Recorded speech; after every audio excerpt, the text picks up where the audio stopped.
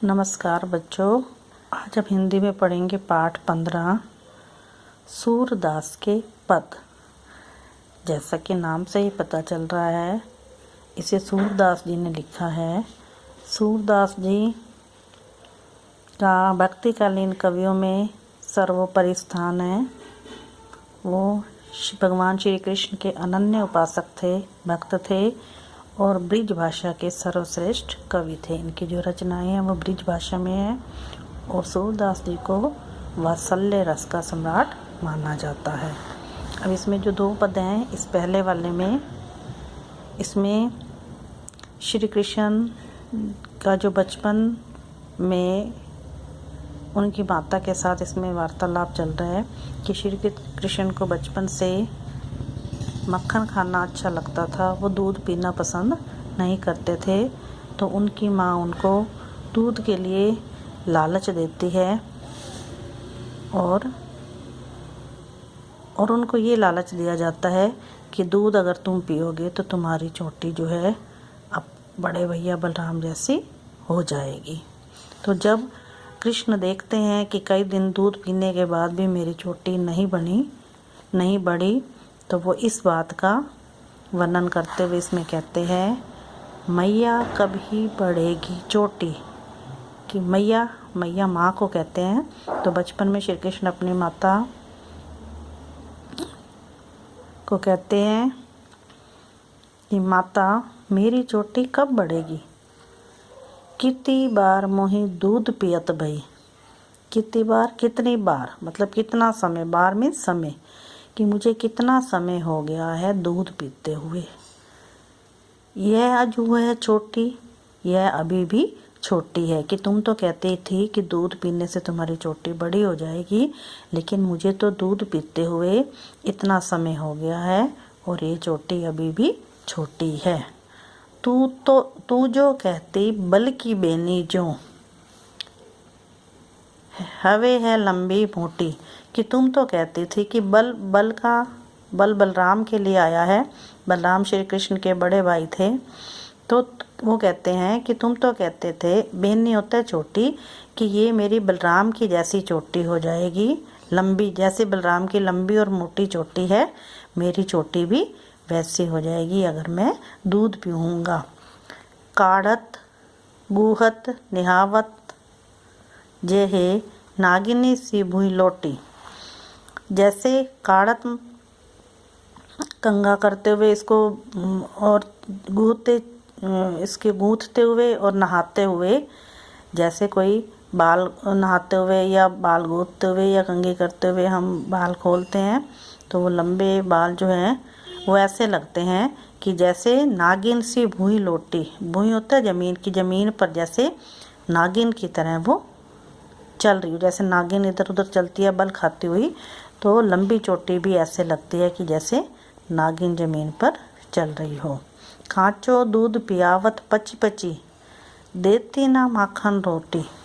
कि तुम मुझे बार बार कच्चा दूध पिलाती हो और मुझे माखन और रोटी नहीं देती हो, जबकि मुझे दूध से ज़्यादा अच्छा माखन रोटी खाना लगता है और तुम मुझे ये नहीं देती हो।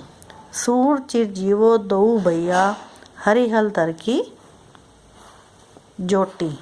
अब सूरदास जी कहते हैं, सूर यहाँ पर सूरदास जी के लिए आया है, कि सूरदास जी कहते हैं कि दोनों भाई, कौन से दोनों भाई, हरि मतलब श्री कृष्ण और हलधर बलराम का जो एक नाम था वो हलधर भी था। हल होता है ज़मीन को जोतने के लिए, जो हल होता है वो उनका अस्त्र था, उसको वो धारण करते थे बलराम, इसलिए बलराम का एक नाम हलधर भी है। तो वो सूरदास जी कहते हैं कि हरि श्री कृष्ण और हलधर बलराम की, हरि श्री कृष्ण और बलराम की जो जोड़ी है वो चिरंजीवी हो, वो लंबे समय तक जीवित रहे। अब इसका दूसरा पैरा देखिए।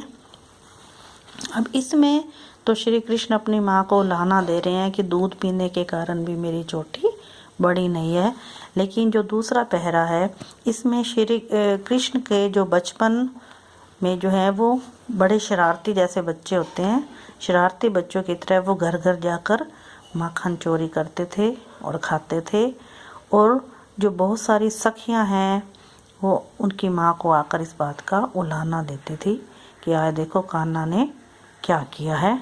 तो ऐसा ही एक उल्हाना इस दूसरे पैरे में है। तो एक सखी आकर उनकी माता यशोदा को कहती है, तेरे लाल मेरो माखन खायो, कि तेरे लाल तेरे बेटे मतलब कान्हा ने मेरा माखन खा लिया है। दोपहर दिवस जानी घर सुनो, ढूंढी ढंढोरी आप ही आयो, कि उसने दोपहर के समय मेरे घर को सूना जानकर, खाली जानकर कि घर के अंदर कोई नहीं है, ऐसा जानकर और अपने आप ही रास्ता ढूंढकर वो अंदर आ गया। खोली किवाड़ी और अंदर आकर उसने क्या किया, सबसे पहले दरवाज़ा खोला। खोली किवाड़ी, किवाड़ होता है दरवाज़ा, दरवाज़ा खोल दिया। बैठी मंदिर में दूध दही सब सखनी खवायो, और दरवाज़ा खोलकर वो मेरे घर में घुस आया। मंदिर यहाँ घर के लिए आया है। और सखनी, अब श्री कृष्ण जहाँ पर भी माखन चोरी करने जाते थे तो उनके साथ उनके बड़े सारे बाल सखा भी होते थे। तो वो श्री कृष्ण जो है जब घर के अंदर घुस आए तो अपने सारे सखाओं को, अपने दोस्तों को, मित्रों को उन्होंने दूध दही खिला दी। मेरे घर में जितनी भी दूध दही थी श्री कृष्ण ने वो अपने सखाओं को खिला दी। उखल चढ़ी सिंके को लीनो, अनभावत भूमि में ढरकायो। अब उन्होंने क्या किया, उखल चढ़ी। अब पहले गांव में क्या होता था कि एक ऊपर छीका लगा देते थे और उसके ऊपर दूध या दही या मक्खन जो भी है वो उसके ऊपर रख देते थे ताकि उसको कोई छू ना सके। तो श्री कृष्ण ने जब ये देखा कि वहाँ पर छीका है और उनका हाथ नहीं जाता था क्योंकि वो छोटे बच्चे थे और छीका ऊपर था, तो उन्होंने क्या किया, उखल के ऊपर वो चढ़ गए। उखल एक बाजरा या धान कूटने के लिए, उसमें जब धान को अलग किया जाता है चावल को उसमें से, धान में से, तो उसको कूटा जाता है उखल के अंदर डालकर। तो श्री कृष्ण उसी उखल के ऊपर चढ़ के और छिक्के को उन्होंने उतार लिया और उसमें से क्या किया, उन्होंने मक्खन खा लिया, जितना खा सकते थे खाया। अनभावत भूमि में ढरकायो, और जब उनको मक्खन खाने की इच्छा पूरी हो गई तो बाकी भूमि होता है ज़मीन, बाकी के मक्खन को उन्होंने ज़मीन पर बिखेर दिया। दिन प्रति हानि होती गोरस की, यह ढोटा कोने ढंग लायो। अब वो कहते हैं कि वो हर रोज़ क्या करता है कि गोरस होता है कि गाय के दूध से बनी हुई जितनी भी मक्खन या दही या जो भी चीज़ें हैं उसको जो है कान्हा क्या करता है कि हर रोज़ उसको नुकसान करता है, कि जहाँ पर भी वो चला जाता है फिर उसमें जितनी भी चीज़ें मक्खन वगैरह खाकर और बाकी वो बेकार कर देते हैं। और यह ढोटा कौन ढंग लायो, कि इस बालक ने, तुम्हारे बच्चे ने ये कौन सा तरीका अपनाया है कि जहाँ भी जाता है तो गोरस की वो हानि करता है। सूर श्याम को हटकी ना राखे, तही पूत अनोखो जायो। तो वो कहते हैं, सूरदास जी कहते हैं श्याम यहाँ श्री कृष्ण के लिए आया है कि वो सखी जो है वो उसकी यशोदा मैया को कहती है कि श्याम को हटकी ना राखें थे, कि तुम तो अपने पुत्र को बिल्कुल भी रोकती नहीं हो, गलत काम करने से, शरारतें करने से उसको बिल्कुल भी रोकती नहीं हो। तय ही पूत अनोखो जायो, क्या तुमने अनोखे पुत्र को पैदा किया, क्या तुम्हारा पुत्र दूसरे बच्चों से अनोखा है कि वो जो भी शरारतें करता है तुम उसको कुछ भी नहीं कहते हो, उसको रोकती नहीं हो। तो बेटा इस तरह से हमने ये दोनों पैरे पढ़े। इसमें जो है ब्रिज भाषा का प्रयोग किया है। तो अब आप इसको पढ़ेंगे और जो समझ नहीं आएगा फिर इसको आप पूछेंगे। और पाठ 14 जो है वो आपके सिलेबस में से कट है। 13 के बाद हम 15 लेसन ही पढ़ेंगे।